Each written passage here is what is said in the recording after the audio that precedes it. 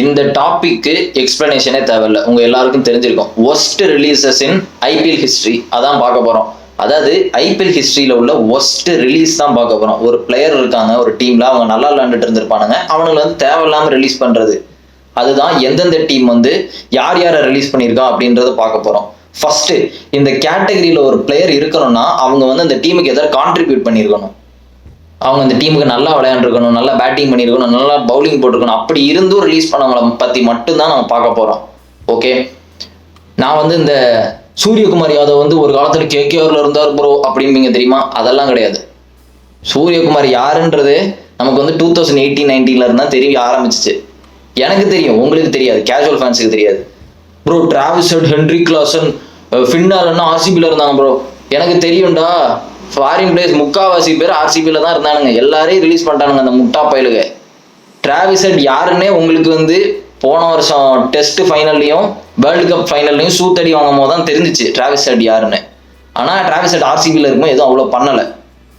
So டீமுக்கு contribute பண்ண பிளேயர்ஸை பற்றி மட்டும்தான் இந்த வீடியோவில் பார்க்க போகிறோம். ஓகே, ஸோ ஃபஸ்ட்டு என்ன டீம்னு பார்த்தீங்கன்னா, ஃபர்ஸ்ட் யாருன்னு பார்த்தீங்கன்னா ஷேன் வாட்சன், ராஜஸ்தான் ராயல்ஸ். எனக்கு தெரியல எதுக்கு ஷேன் வாட்சனை வந்து ரிலீஸ் பண்ணானுங்கன்னு. ஷேன் வாட்சன் வந்து ஒரு நல்ல player, opening all-rounding performance. Shane Watson எங்கே போனாலும் 100% கொடுத்தான். ஆர்சிபிக்கு போகும்போது 100% கொடுத்தான், சென்னை போகும்போது 100% கொடுத்தான். எதுக்கு ரிலீஸ் பண்ணானுங்கன்னே தெரியல. ஏதோ ராஜஸ்தான் ராயல் வந்து ஷேன் வாட்சனை கொடுத்துட்டு அவங்க டீம் வந்து விளங்கிரும்னு நினைச்சாங்களோ நம்ம. எப்போ கொடுத்தாங்களோ அவங்க டீம் வந்து ரொம்ப அடி வாங்கிச்சு அந்த டைம்லனா, தர்மடி வாங்கினானுங்க. அவ்வளோ ஸ்ட்ராங்கான, அதாவது பெர்ஃபெக்டான ஃபாரின் பிளேயர்ஸ்லாம் அந்த டீம்ல தான் இருப்பாங்க. ஸ்மித் எல்லாரும் ஃபல்க்லர்லாம் வச்சுட்டு இருந்தாங்க, எல்லாமே கொடுத்துருவானுங்க. வாட்சன் வந்து 100 போட்டான், பவுலிங் நல்லா போட்டான், பேட்டிங் பிடிச்சான், இருந்தாலும் கொடுத்துட்டாங்க. எதுக்கு கொடுத்தாங்கன்னே தெரியல. எனக்கு தெரிஞ்சு ஆர்சிபி பண்ண பெரிய மிஸ்டேக் வந்து ராஜஸ்தான் ராயல் கொடுத்தது தான். ரொம்ப ஸ்ட்ராங்கஸ்டான பிளேயர். இது ஒரு ஒஸ்ட் ரிலீஸ் ராஜஸ்தான் பண்ணதுல. நெக்ஸ்ட் என்ன யாருன்னு பார்த்தீங்கன்னா யுஸ்வேந்திர சஹல். யுஸ்வேந்திர சஹல் வந்து, அதாவது ஆர்சிபி ரிலீஸ் பண்ணதை பார்க்கும்போது எப்படி தெரியுமா இருந்துச்சு, ஏதோ அவனுங்க பவுலிங்ல வந்து பல ரஷீத் கான் எல்லாம் வச்சிருக்க மாதிரி விட்டானுங்க. சரி ஒரு 2 பேர் வருவானுங்க, ப்ரோ முகமது சிராஜ் இருக்காரு ப்ரோ, டேய் ஏதாவது சொல்லிட போறேன், சிராஜை வச்சு இன்னும் போற, சிராஜை வச்சு என்ன பண்ண போற? சிராஜ் ஒரு நல்ல பவுலர் தான், அதுக்காண்டி சஹலே கொடுத்துருவீங்களா? அதாவது இந்த பஞ்சாபும் சரி ஆர்சிபியும் சரி, ஏதாவது ஒரு பிளேயர் வந்து ஒரு சீசன் ஒழுங்கா விளையாடலையா உடனே கொடுத்துருவானுங்க. சஹலை கொடுத்தது இன்னும் வர ரிக்ரெட் பண்ணிட்டு இருக்கானுங்க ஆர்சிபி. உங்களுக்கே தெரியும் சஹலை எந்த தைரியத்துல சஹலை கொடுத்தீங்க, அதை தான் நான் கேட்கிறேன். எந்த தைரியத்துல யுஸ்வேந்திர சஹலை ஆர்சிபி கொடுத்தானுங்க ராஜஸ்தானுக்கு? ஏதோ அவங்க டீம்ல வந்து பயங்கரமான பவுலர்ஸ் இருக்கும்போது தைரியமா கொடுத்துட்டானுங்க. ஒருத்தனும் கிடையாது. அவன் இருந்தாலாச்சு ஒரு நல்லா போட்டிருப்பான். இந்நேரம் 2024 ஆர்சிபி குவாலிஃபை ஆயிருக்கும். ஒரு மேட்ச் எக்ஸ்ட்ராவாவது வின் பண்ணியிருந்தா குவாலிஃபை ஆயிருப்பானுங்க அசால்ட்டா. இவ்வளவு தூரம் வந்திருக்காது அவன் இருந்திருந்தா. ஸோ ஒஸ்ட் ரிலீஸ் எனக்கு தெரிஞ்சு ஆர்சிபி பண்ணது சஹலை கொடுத்தது. தேர்ட் யாருன்னு பார்த்தீங்கன்னா டேவிட் வார்னர், எஸ்ஆர்எச் கொடுத்தது. எதுக்கு கொடுத்தானுங்கன்னு எனக்கு தெரியல. எஸ்ஆர்எச் இப்போ ஸ்ட்ராங்காக தான் இருந்தானுங்க, ஆனால் நிறைய வாட்டி அவனெல்லாம் பெஞ்சிலலாம் உட்கார வச்சு பார்த்துருவோம். வாட்டர் பாய் மாதிரி தண்ணிலாம் கொடுத்துட்டு இருந்தான். நிறைய பேர் அப்படி பெஞ்சில் உட்கார வச்சிருக்காங்க. எதுக்கு டேவிட் வார்னர் கொடுத்தாங்கன்னு எனக்கு ஐடியாவே இல்லை. டேவிட் வார்னர் இருந்து ஒரு கப் அடிச்சிருக்காங்க, 3 வாட்டி ஆரஞ்சு கேப் வாங்கியிருக்கான். நல்லா அக்ரெசிவான பேட்ஸ்மேன் தான். டெல்லிக்கு போன பிறகு குப்பை மாதிரி ஆயிட்டான், அது வேற விஷயம். ஒருவேளை ஃபார்ம் அவுட்டா என்னன்னு தெரியல. ஆனால் எஸ்ஆர்எச்ல இருக்கும்போது எனக்கு தெரிஞ்சு சூப்பராக விளாண்டான், சிங்கிள் ஹேண்டடாக விளாண்டுட்டு இருந்தான். எதுக்கு கொடுத்தானுங்க எதுவுமே தெரியல இந்த எஸ்ஆர்எச்குள்ள என்ன போயிட்டு இருக்குன்னு. ஸோ எனக்கு தெரிஞ்சு ஒரு ஒஸ்டான ரிலீஸ் வந்து டேவிட் வார்னர் விட்டது. ஒரு நல்ல கேப்டன் கூட அவனை விட்டுட்டாங்க தேவையில்லாம. நல்ல ஃபீல்டர், நல்ல கேப்டன், 3 வாட்டி ஆரஞ்சு கேப் ஹோல்டரை விட்டு கொடுத்துட்டாங்க. ஸோ ஒரு ஒஸ்ட் ரிலீஸ் எஸ்ஆர்எச் பண்ணுது, டேவிட் வார்னர் கொடுத்தது. நெக்ஸ்ட் எதுன்னு பார்த்தீங்கன்னா கேஎல் ராகுல், ஆர்சிபி கொடுத்தானுங்க ரிலீஸ் பண்ணது. கேஎல் ராகுல் எதுக்கு ஆர்சிபில இருந்து விட்டீங்க? இரு அது மட்டும் இல்லை, கேஎல் ராகுலோட ஸ்ட்ரைக் ரேட் வந்து ஆர்சிபியில் இருக்கும்போது தான் ரொம்ப அதிகமாக இருந்துச்சு. இப்போ கேஎல் ராகுல் இருக்கான் பார்த்தீங்களா, அந்த கேஎல் ராகுல்லாம் டெஸ்ட் மேட்ச் விளாண்டுட்டு இருக்கான். உட்காந்து டெஸ்ட் மேட்ச் 1 டே விளாண்டுட்டு இருக்கான். அந்த ஆர்சிபியில் இருந்தான் பார்த்தீங்களா 2016, அந்த கேஎல் ராகுல் தான் வேணும். அந்த கேஎல் ராகுல் தான் உண்மையிலேயே T20 பிளேயர் மாதிரி விளாண்டுட்டு இருந்தான். எப்போ ஆர்சிபி விட்டு வந்தானோ கொஞ்சம் வருஷம் நல்லா விளாண்டான் பஞ்சாப்ல இருக்கும்போது. அதுக்கப்புறம் மறுபடியும் தொசுக்க ஆரம்பிச்சாச்சு, அப்படி ஆட ஆரம்பிச்சிட்டான். பெரிய தப்பு. இருக்கிற எல்லா பிளேயரையும் கொடுத்துருவானுங்க ஆர்சிபி. ஊர்ல இருக்கிற எல்லா பிளேயரும் அவனு தான் வச்சிருப்பானுங்க, எல்லாரையும் கொடுத்துருவானுங்க இந்தாங்கப்பா அப்படின்னு. கேஎல் ராகுலை விட்டது ஒரு பெரிய தப்பு. இந்நேரம் கேஎல் ராகுல் இருந்தால் எவ்வளோ ஸ்ட்ராங்காக இருந்திருக்கும் மிடில் ஆர்டர்.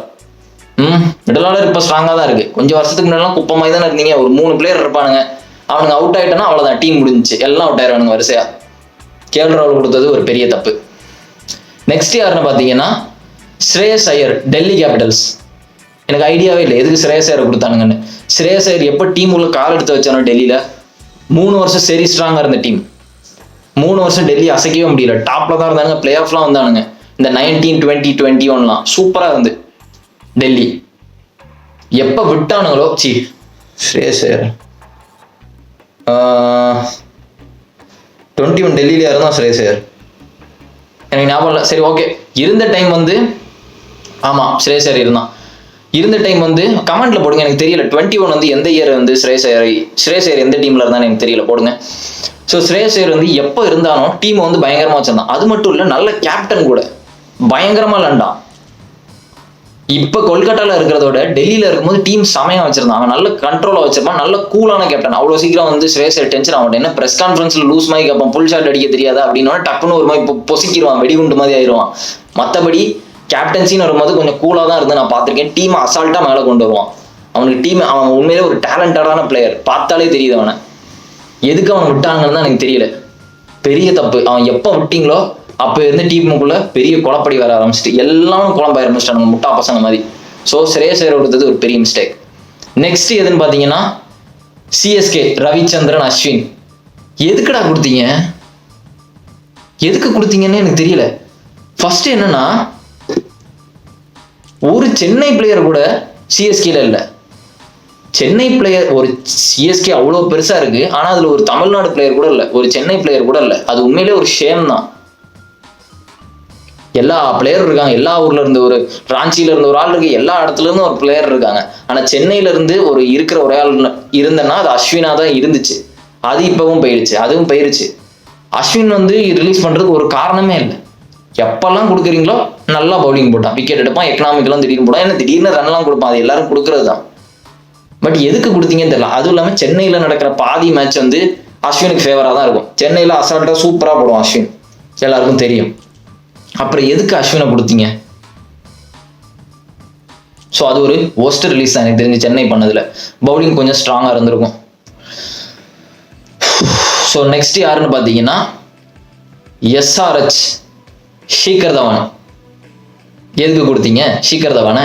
ஷிகர் தவான் வந்து ஸ்டார்டிங் ஐபிஎல் கரியர்ல இருந்து எண்டு வரை இப்போ கூட ஷிகர் தவான் வந்து கன்சிஸ்டன்சியா ரன் அடிச்சுட்டு தான் இருக்கான். எந்த டீம் போனாலும் ஷிகர் தவான் அடிச்சுட்டு தான் இருக்கான். அதுக்கப்புறம் ஷிகர் தவான் டெல்லியில இருந்து மாறினா நான் அதை பத்தி வேணா பார்ட் 2லையும் போடுறேன். பார்ட் 2ல அதாவது இந்த கேட்டகரியில இருக்கிறவங்க வந்து சில பேர் வந்து வேற டீமும் மாறி இருப்பாங்க, அதையும் வந்து நான் பார்ட் 2ல போடுறேன். அதுக்கு வந்து இந்த வீடியோ வந்து நிறைய லைக் வந்துருந்தா மட்டும்தான் நான் பார்ட் 2 போடுவேன், இல்லை போட மாட்டேன்.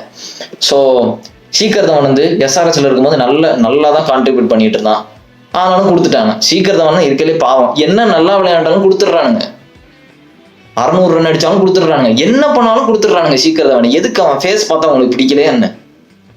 எதுக்கு கொடுக்குறீங்கன்னு தெரியல எனக்கு ஷிகர் தவான். எதுக்கு எடுத்தாலும் இந்த மாதிரி நல்ல பிளேயர்ஸ் வந்து கொடுக்குறாங்கன்னு தெரியல. ஷிகர் தவான் ஒரு டீம்ல தான் வச்சு பாருங்க, கொஞ்சம் காலமா நல்லா தான் விளையாடுறான், ஆனா நல்ல கேப்டன் இல்லை, அதை நானும் ஒத்துக்கிறேன். ஷிகர் தவான் நல்ல கேப்டன் இல்லை. பட் ஷிகர் தவானை எஸ்ஆர்ஹெச் ரிலீஸ் பண்ணது ஒரு பெரிய தப்பு. இப்போ ஸ்ட்ராங்காக தான் இருக்கு டீம். மற்றபடி இன்னும் கொஞ்ச நாள் முன்னாடி வந்து கொஞ்சம் டைம் தான் வந்து ரொம்ப ஒஸ்ட்டாக இருந்து எஸ்ஆர்ஹெச். ஸோ அதை வச்சு நான் சொல்றேன். ஸோ ஷிகர் தவான் ரிலீஸ் பண்ணது ஒரு பெரிய தப்பான மிஸ்டேக் தான். தப்பான விஷயம் தான். நெக்ஸ்ட் யாருன்னு பார்த்தீங்கன்னா அதே எஸ்ஆர்ஹெச்ல ரஷீத் கான். எவனாவது ரஷீத் கானை கொடுப்பானடா? இப்ப ரஷீத் கான் இருந்திருந்தா டீம் எவ்வளவு ஸ்ட்ராங்கா இருந்திருக்கும். எஸ்ஆர்ஹெச்ல இப்போ வந்து டாப் டு பாட்டம் எல்லாம் ஸ்ட்ராங்கா இருக்கு, ஒரே ஒரு இதை தவிர ஸ்பின்னு மட்டும் லேக் ஆகுது. ஸ்பின்னர்ஸ் தான் பிரச்சனையே, உட்காந்து பேட்ஸ்மேன்லாம் ஸ்பின் போட்டுட்டு இருக்கான். ரஷீத் கான் இருந்திருந்தா எவ்வளவு ஸ்ட்ராங்கா இருந்திருக்கும். டீம்ல ஒரு ஸ்பின்னர்ல ரஷீத் கான் வந்தாலே பேட்ஸ்மேன் வந்து இவன் ஓவரா பார்த்து ஆடணும் அப்படின்ற மாதிரி இருக்கு. அவனை எதுக்கு வெளியே விட்டீங்கன்னு தெரியல. அது ஒரு பெரிய தப்பு, ரஷீத் கான் எல்லாம் வெளியே விட்டது. எந்த தைரியத்துல கொடுத்தீங்களோ? இருக்கிறதுலே நல்ல பிளேயர் எல்லாம் எஸ்ஆர்ஹெச் ஆர்சிபி, இந்த ஆமா எஸ்ஆர்ஹெச் ஆர்சிபி தான் பயங்கரமா விட்டு கொடுப்பானுங்க. ஆர்சிபியில் எப்படி இருக்கும்னா நல்லா விளையாடாம இருந்திருப்பானுங்க, கொடுப்பானுங்க. எஸ்ஆர்ஹெச்ல தான் நல்லா விளையாண்ட பிளேயரையும் கொடுத்துருவானுங்க, டுபாகூர் பசங்க. ஸோ ராஷித் கான் ரிலீஸ் பண்ணது ஒரு பெரிய தப்பு. நெக்ஸ்ட் யாருன்னு பார்த்தீங்கன்னா ராகுல் சஹர் ஃப்ரம் மும்பை. ராகுல் சஹர் வந்து மும்பையில் இருக்கும் போது தான் பயங்கரமா போட்டான். ராகுல் சஹரோட ஹோமே மும்பைடா. அந்த 19 and 20 இயர்லாம் சூப்பராக போட்டுட்டு இருந்தான். அப்புறம் எதுக்கு கொடுத்தானுங்கன்னு தெரியல. அவன் பஞ்சாப் போனதுக்கப்புறம் ஒழுங்காவே போடுறான். ஆனால் அப்போல்லாம் அவன் பவுலிங் ஃபேஸ் பண்ணுறதுக்கு அவ்வளோ கஷ்டப்படுவானுங்க. ஆனால் இப்போல்லாம் ஈஸியாக அடிச்சிடறானுங்க அவன் பால் போட்டாலே. ராகுல் சார்லாம் மும்பையில் இருக்கும்போது சூப்பராக போட்டுட்டு இருந்தான். இப்போ வந்து ஒரு மாதிரி டோமர் ஆகிட்டான் அதுக்கப்புறம். ஸோ ராகுல் சார் எதுக்கு தேவையில்லாமல் விட்டானுங்கன்னே தெரியல. அது ஒரு ஒஸ்ட் மிஸ்டேக் தான் என்ன கேட்டானா. ராகுல் சாரெல்லாம் கொடுத்தது தப்பு. இப்போ மட்டும் பாருங்க பியூஷ் சாவ்லா என்ன பண்ணுறாரு. பியூஷ் சாவ்லானா ரன்னு நிறைய கொடுத்துட்டு தான் இருக்காரு என்னதான் விக்கெட் எடுத்தாலும். ராகுல் சார்லாம் இப்போ போடும்போது நல்லா எக்கனாமிக்கலாகவும் போட்டுட்டு இருந்தான். ஸோ எம்ஐ ரிலீஸ் பண்ணது ஒரு பெரிய மிஸ்டேக் தான். லாஸ்ட்டாக யாருன்னு பார்த்தீங்கன்னா இருக்கிறதுலே ஒரு பெரிய மிஸ்டேக் இதுதான். ஹார்திக் பாண்டியா ஜிடியை விட்டு வந்தது, குஜராத் டைட்டன்ஸை விட்டு வந்தது. இருக்கிறதுலே ஒரு 2 முட்டா பசங்க தான் வேர்ல்டில் இருக்கானுங்க. ஒன்று எம்எஸ் தோனி ஃபேன்ஸு, இன்னொன்று இவன் ஒருத்தன். அதாவது எப்படின்னா ஒரு டீமுக்கு போகிறான், கேப்டனாக போகிறான், நல்ல விஷயந்தான். அந்த டீம் வந்து ஒஸ்ட்டாக இருக்கா, 2 வருஷம் கேவலமாக பெர்ஃபார்ம் பண்ணீங்களா, திருப்பி மும்பை வரியா, ஓகே ஏற்றுக்கலாம். போனான், டாமினேட் பண்ணான், நல்ல கேப்டன்சி, போய் டாமினேட் பண்ணி ஒரு கப் அடிச்சாச்சு. 2வது வாட்டியும் டாமினேட் பண்ணி ஒரு எட்ஜில் தான் டைட்டில் விட்டாங்க. நல்ல ஃபைனல், அதை எதுவுமே சொல்ல முடியாது, எல்லாரும் சூப்பராக விளாண்டாங்க. போய் ஒரு எட்ஜில் போய் ஒரு ரன்னர் அப் ஆகிருக்கீங்க. 2 சீசன் பயங்கரமான சீசன் கொடுத்துருக்காங்க. அந்த டீமை பார்த்தா எனக்கு டெக்கான் சார்ஜர்ஸ் மாதிரி இருந்துச்சு. வின்னிங் பர்சன்டேஜ் அவ்வளோ வச்சிருக்கானுங்க. அதாவது குஜராத் டைட்டன்ஸை தோக்கடிக்கணும்னா அதுக்கு வந்து நீங்கள் வந்து ரிங்கு சிங் மாதிரி ஆள் வந்து ஒரு 5 6 அடிச்சாதான்ப்பா குஜராத் டைட்டன்ஸை வந்து தோக்கடிக்க முடியும் அப்படின்ற மாதிரி ஒரு டீம் இருந்து. ஹர்திக் பாண்டியோட வின்னிங் பர்சன்டேஜ் அவ்வளோ ஹையா இருந்து, 75 80 நம்ம இருந்து. அவ்வளோ சீக்கிரம் தோக்கவே மாட்டானுங்க குஜராத்னா, பார்த்துருப்பீங்க. கிவ் அவே பண்ண மாட்டானுங்க, எல்லாரும் ஹார்ட் ஒர்க் பண்ணுவானுங்க. அப்படிப்பட்ட ஒரு சாம்பியன் டீமு விட்டுட்டு வந்திருக்கான். இப்போ 2 கட்டான்ல இருக்கு. குஜராத்தும் கீழே போயிட்டு டேபிளுக்கு கீழே, மும்பையும் கீழே போயிட்டு டேபிளுக்கு கீழே. சுமன் கில்லாம் ஒரு நல்ல கேப்டன் இல்லை. சுமன் கில் ஒரு நல்ல பேட்ஸ்மேன், நல்ல கேப்டன்லாம் கிடையாது. Shubman Gill, Faf du Plessis, தவான்லாம் ஒரு நல்ல கேப்டன் கிடையாது. அவங்கலாம் பேட்டிங் விட்டா விளையாண்டுட்டே இருப்பாங்க. ஸோ அப்படிப்பட்ட டீமை விட்டு எதுக்கு வந்த, அது மட்டும்தான் எனக்கு கேள்வி. இது வந்து ஒரு ரிலீஸ் இல்லை, டீம் ரிலீஸ் பண்ணதில்லை. இவனை பத்தி பேசுறதுக்கு தான் நான் வந்திருக்கேன். உண்மையிலே ஹர்திக் பாண்டியா ஒரு நல்ல கேப்டன் தான். எதுக்கு நீ அந்த டீமை விட்டு வந்த? இப்போ கண்டிப்பா எனக்கு தெரிஞ்சு ஹர்திக் பாண்டியா ரிக்ரெட் பண்ணுவான். மணிக்கு தான் வந்தான், அது வேற விஷயம். மணிக்கு தான் வந்தான், 100 crores கிட்ட போயிருக்கு, வந்துட்டான். பட் ஒரு டீமை விட்டுட்டு வந்துட்டடா. இவன் இல்லாம எவனுமே நல்லா விளையாண்ட மாதிரியே தெரியல அவனுக்கு. டீம்ல ஒரு மாதிரி இன்கம்ப்ளீட்டா இருக்கு அந்த டீமே. நான் குஜராத் டைட்டன்ஸ் என்னமோ நினைச்சிட்டேன், ஒரு சாம்பியன் டீம் மாதிரி நம்மளோட பிரான்ச்சைஸ்ல வரப்போது, ஐபிஎல்ல வரப்போது. இவங்கள முன்னாடி வந்து அது என்ன நடக்கும், நியூ சவுத் வேல் ப்ளூஸ்னு ஒரு டீம் இருக்கும். இந்த சாம்பியன்ஸ் லீக்ல ஒன்று நடக்கும், நியூ சவுத் வேல் ப்ளூஸ். டேவிட் வார்னர் அமையமான் இருப்பாங்க. அந்த டீம் எல்லாம் ஜெயிச்சிட்டாலே ஒரு பெரிய விஷயம் அப்படின்ற மாதிரி இருக்கும். அந்த மாதிரி ஒரு டீமா வரும்னு நினைச்சேனா, பார்த்தா இப்படி ஆயிட்டு டீம். 2 டீமும் கீழே இருக்கு, 2 கட்டான்ல இருக்கு. அந்த அண்டர்ஸ்டாண்டிங்கே இல்லாம இருக்கு. அந்த ஃபேன்ஸ் நினைச்சு பாருங்களேன், குஜராத் ஃபேன்ஸை பாவம் அவனுங்கெல்லாம். ஒரு ஸ்டேட் எவ்வளவு வருத்தப்படும், எங்க டீம் இப்படி இருந்துருச்சு, இப்படி திருப்பி இப்படி போயிட்டான் விட்டுட்டு அப்படின்ற மாதிரி இருக்கும். ஸோ இவனை பத்தி சொல்ல எதுவுமே இல்லை. அவனை பத்தி ஏற்கனவே பல வாட்டி சொல்லியாச்சு. நல்ல கேப்டன் தான், பட் இருந்தாலும் ஒரு லூசு பையன். ஸோ ஓகே கைஸ், இதை பத்தி இன்னொரு பார்ட் 2 போடணும் அப்படின்னா, இன்னொரு பார்ட் 2 இருக்கு. இன்னும் நிறைய பிளேயர்ஸ்லாம் இருக்காங்க. பார்ட் 2 போடணும்னா அதுக்கு இந்த வீடியோ நிறைய லைக் வந்திருக்கும். ஸோ லைக் பண்ணுங்க, சப்ஸ்கிரைப் பண்ணுங்க. See another video guys, and remember it, always be on top. Cheers.